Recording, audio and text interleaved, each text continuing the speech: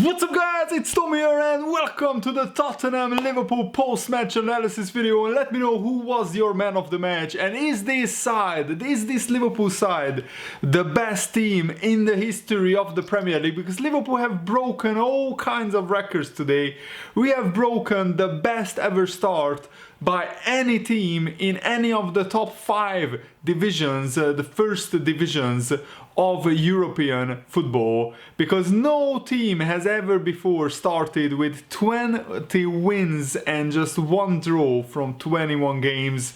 And also Liverpool have completed an unbeaten 38 game streak, which is a full Premier League season, collecting 104 points in those 38 games. Of course, this is from the second part of last season and the first part of this season. But if you take it into consideration that Liverpool collected 61 points from the available 63 points, it's absolutely the best ever start, not just in Premier League history, but in English football history, and also in the history of La Liga, of the Bundesliga, of the French League, of Serie A, the top 5 leagues. No team has ever done this. So this is significant. This is an absolutely monumental landmark by Liverpool, and it comes from a game which in the end Liverpool were lucky to walk away with a 1-0 win. But Liverpool, I think, ultimately probably deserved to win this game, because Liverpool in the first half especially had 4 or 5 really big opportunities to put this game to bed. This game should have been 3-0 by the time Tottenham caught a second wind in the second half. And Tottenham in the last 12-15 minutes of the game really troubled the Liverpool defense. Mourinho changed shape. They went with a 4 at the back formation, and they basically threw everybody forward because they had nothing to lose. They were already losing 1-0. But unbelievable performance by this Liverpool team. And we looked a little bit mentally and physically exhausted by the last 15 minutes. And Tottenham are a decent side, and Mourinho parked the bus basically, because they had just 27% possession in the first half. Liverpool had 73% possession, and also Liverpool had the better chances in the first half. Roberto Firmino should have scored. Tottenham had a Premier League debutant, Tangana, who is a young fullback, played as a right back in the first half, and he even had to play as a left back in the second half. And he blocked Firmino's shot on the line, which was really impressive. Absolutely amazing Premier League debut. He looked like the best centre-back or the best defender that Tottenham had this season.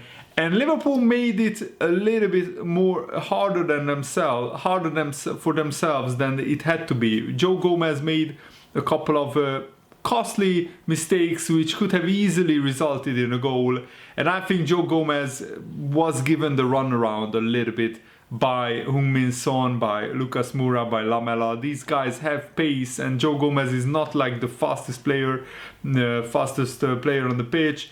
Van Dijk was again absolutely imperious. So when I think it was Dele Alli, when Dele Alli went through the Liverpool midfield and the Liverpool defense, Van Dijk made an absolutely brilliant last-ditch sliding tackle in the box to block Dele Alli's shot, which was just outstanding defending. Honestly, some of the stuff that Van Dijk came up with in this game was absolutely amazing. And also the way that Firmino touches the ball before his goal is glorious. Firmino was my man of the match. I think he worked his socks off, and also some of the touches, some of the flicks that Firmino did, it just shows what a world-class player he is. And I think he is probably the most important player for Liverpool in attack. We could maybe replace Mane, we could maybe replace Salah for some games, but what Firmino does, nobody else can do it in this Liverpool team. Absolutely world class. And also Alisson was world class today. Alisson made so many crucial saves, and what is so impressive about Alisson is that whatever kind of shots Tottenham throw at Alisson, or they had all kinds of hard, low and high shots, and nothing comes out of him. Nothing bounces off him. He just holds the shots like almost every time, which is really, really impressive. And he calms the defense so much.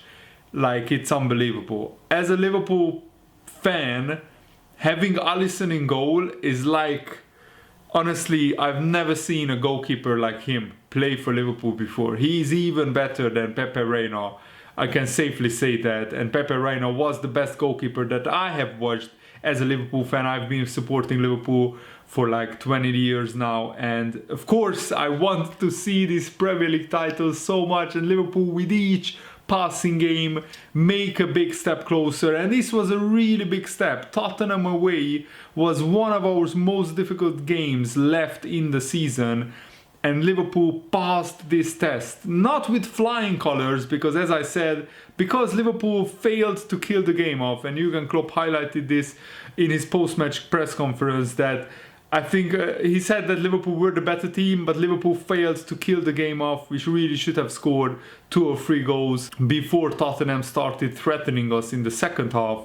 But because Liverpool didn't do it, we had to rely on our defense, and our defense has been magnificent. We kept 6 clean sheets in a row in the Premier League, and if you count the Club World Cup, that's like 7 clean sheets in like 8 games or something like that. And also Liverpool won 4 games out of the last 6 1-0.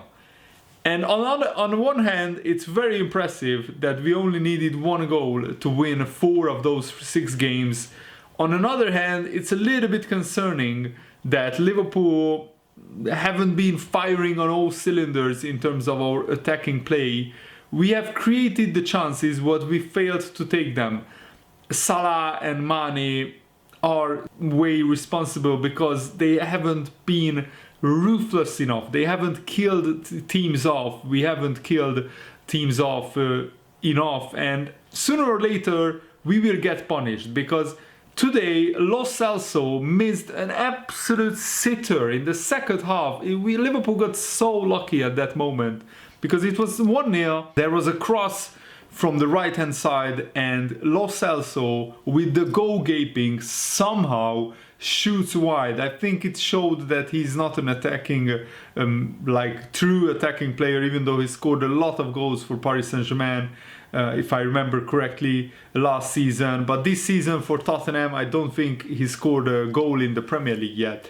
And in that instance, it showed why. He lacked the composure. He didn't really had to blast it. He just needed to place it into the far corner, but he missed it by an absolute mile. And Liverpool got very lucky in that instance, because if that goes in, there was like another 10 minutes to go in the game. Maybe Liverpool legs were getting tired, and I think that Liverpool maybe would have been under even more pressure from this Tottenham team. But ultimately Liverpool held on for a 1-0 win, and that's the most important thing, that we are now 16 points clear of Leicester City with a game in hand, and also we are 17 points clear of Manchester City. I think having played the same amount of games, but Man City will have a game coming up tomorrow. And yeah, the Lo Celso miss, I'm just watching the highlights on my computer, and it's still incredible how he missed it. I mean, Jose Mourinho collapsed on the ground. He couldn't believe that. And Jurgen Klopp was going apoplectic on the touchline. I have never seen Jurgen Klopp so angry before as a Liverpool manager. He was absolutely furious with his defenders. I mean, Robertson failed to close down the cross, and then both Trent and Gomez failed to mark Lo Celso.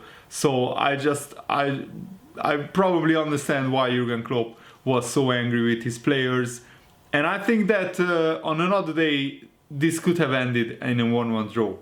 It just shows that so far this has been Liverpool's season, because just it looks like almost every game it goes for Liverpool. Divock Origi had a great cameo appearance as a substitute. He went through like 3 or 4 Tottenham players and almost scored a brilliant goal. But I think that Liverpool really should have killed the game off earlier. And also Jurgen Klopp highlighted the fact that nothing is won yet. Even though Liverpool had this amazing record of having the best start ever in English top flight history, Liverpool still haven't won anything. Liverpool still need to finish the job. And Liverpool need another 33 points from the next 17 games, I think, or 35 maybe. I'm not entirely sure, to win to guarantee winning the title. We need 10 wins, 5 draws, and we can even afford to lose 2 games to win the title, or we need 11 wins and a few draws to win the title.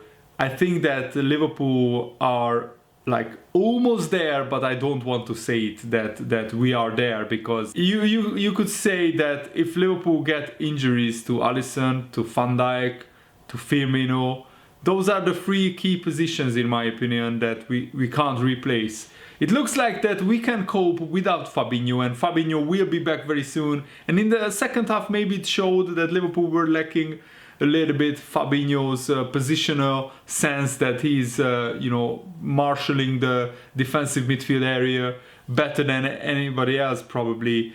And the fact that without Fabinho Liverpool keeps winning in this Premier League season is just testament to what a great team this is and what an amazing job Jurgen Klopp and the players are doing so far. But of course, when we will have Fabinho back, Matip back, Lovren back, and it was really good to see Shaqiri back, even if he just played a couple of minutes at the end.